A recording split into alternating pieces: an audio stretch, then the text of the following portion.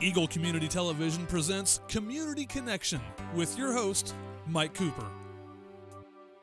Hello and welcome again to Community Connection from Eagle Community Television. Thanks for watching, and thanks to our producer, Jeff Durall.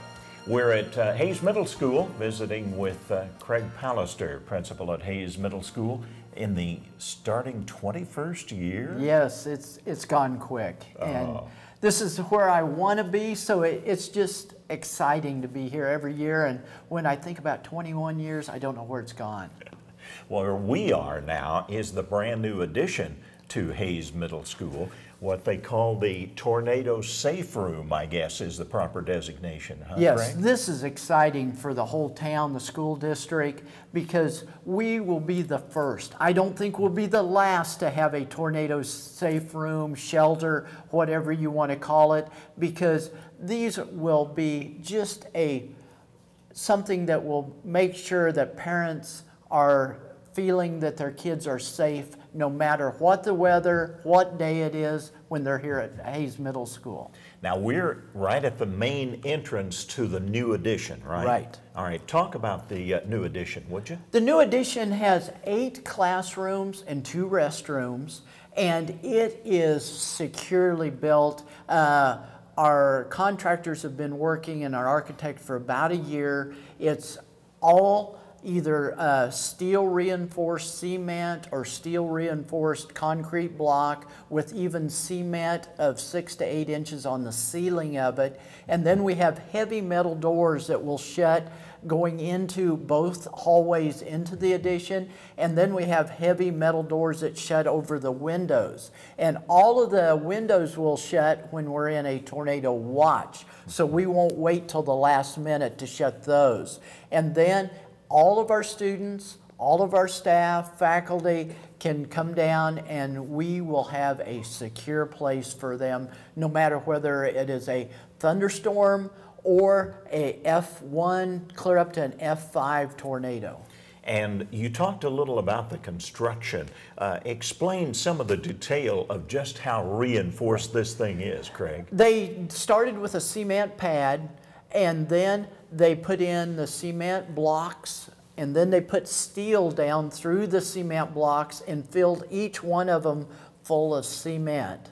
And then they put a steel roof on, and then they poured 6 to 8 inches of cement on the roof area. So, and then on the outside they laid the brick facade. So you've got cement block, steel reinforcing, and then a brick facade to this whole building.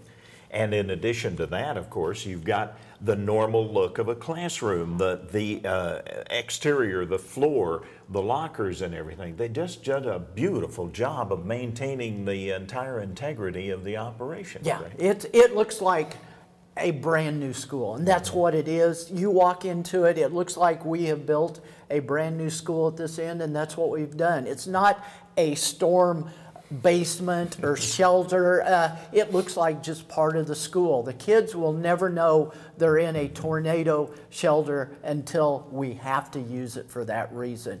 And one of the big things with this, we went into some of the higher technology of heating and cooling this area. We drilled 30 geothermal wells out east of the building, and the whole addition is going to be heated and air conditioned using these geothermal wells, which will pay for themselves very quickly through the savings cost on that. And this building will stay cooler anyway and warmer just because of the construction, and then using the geothermal wells. And one other thing with the construction, it has its own water source, air circulation, everything. If the entire building other than this would just collapse, there would still be electricity, there would still be heating, there'd still be water in this area for 2 hours until emergency awareness or personnel could come in to make sure everything was secure. So it's basically a secure, complete, on its own area. Right. Then.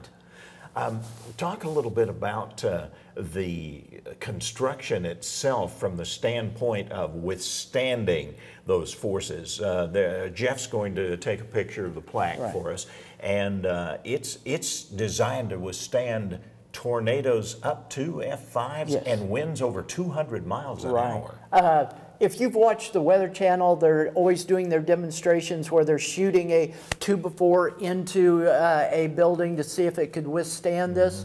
This can withstand it. That's part of the testing they've done, the architect, because what was so good about bringing this to Hayes and USD 49 is FEMA paid for just about half of this whole project. So the taxpayers and people in Hayes and the state of Kansas did not pay for this whole addition. We were able to take the opportunity, get it paid for. Right now, FEMA is not doing this, so we jumped in at just the right time.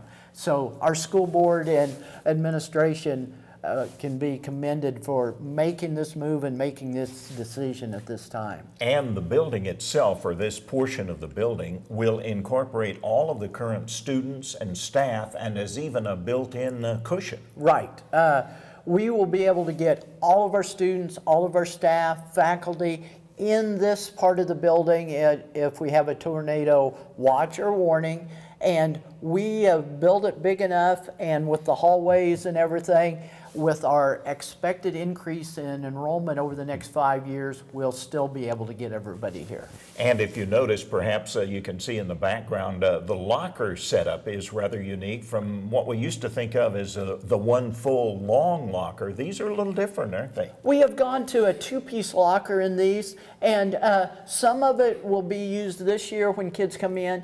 We're always working on organization with middle school kids, getting them organized. So they will still have a full-length locker until we need to have the increase of students. And so we're going to say, keep your personal items in your coat in your top part, keep your books in your bottom part. So they're not going to have a smaller locker. We're just hoping they'll be more organized down in this edition. Well, that's a good starting point right there. Talk about enrollment this year. I know it's really early yet, but what are your projected enrollments for parents, Craig? At the middle school, we're enrolling on August 5th and 6th, and we are expecting probably an increase of 20 to 30 students. So we're hoping to be around 625 students. You never know for sure how many new ones are coming in and who left during the summertime, but we're hoping that our 6th grade class will be approximately 215 to 220, and our other classes are all right at 200. And then down the road, we're seeing classes of 240, 250, and 260 coming up towards us. So we're getting ready. And we like those numbers because each one of those students in a desk represents some funding that the district can use through the state. It is, and now that we have the building, and we're ready for them. Tell me about the new school year, and let parents know, Craig, if there are any changes, anything that parents need to know here for the new school term at Hayes Middle School. Changes, we've always got changes at the middle school, because if we were doing the same thing we were doing 21 years ago when I arrived, we would not be where we needed to be, because we change every year to try to meet the needs of our kids. We're putting in some new what we're going to call it, the high school put in a class last year called GPS. It was their guided performance study time. We are going to have one called just academic success, that every 7th grader, every 8th grader, and our 6th graders that do not have music will be in an academic success study hall. And parents might go, study hall, that doesn't bring back good memories a lot of times. But with the way we're going to set it up and the expectations, we're trying to allow our kids some study time at school, because so many of them now at 7th and 8th grade are involved in athletics, activities, music, and then there's no time to do homework at home unless they're staying up late and we don't want them to stay up late. And that will transition nicely into their high school program. It will. And so the other changes are just different staff, different little bit organization. There won't be a lot of changes, just like all the schools in the district were trying to meet the needs of the kids with less, because of the budget considerations. So our numbers are going to be higher. And I've been telling students, but our teachers are going to do what's needed to do, even though probably over the last few years our average, whatever average means, of students in each classroom has been somewhere from 23 to 27. I can see probably this year it's going to be closer to 25 to 30 in most of our classes. So we're going to have our work cut out for us, but I have no doubt with our staff, they've been up here for weeks already getting ready. Yeah, the building is already a buzz here in the early stages. But again, as we've emphasized in times that we visited in the past, those increased class sizes are worrisome for educators, Craig. It is. It adds to the work level and the stress level even, because our teachers want to make sure that top kid is getting accelerated. We're wanting to make sure that bottom kid is getting the remedial stuff they needed, but you don't forget those kids in the middle. And I always say, we've got to do our best every year. We can't wait till next year, because if my son's a 6th grader or my daughter's a 6th grader, they don't have a year to waste. They're here now, so we've got to do our very best. And finally, as we always talk about, budget is a primary concern, I think. And over the years, we've seen decreasing budgets going to public education in this state. And unfortunately, you and I both know that this translates into worrisome problems when you have to make cuts, do things you don't want to do, because you know the bottom line that it impacts is the student and the education that they receive. No kidding. Our community is very good about supporting and education. They always have been, but we have to get the state more involved with educating our kids. And it can be thinking out of the box. I was watching the Royals last night. Can you imagine watching the Royals last night? But they're doing pretty good. But Missouri, all of their lottery money goes to education. So they have thought outside the box. They are giving extra funding by the lottery.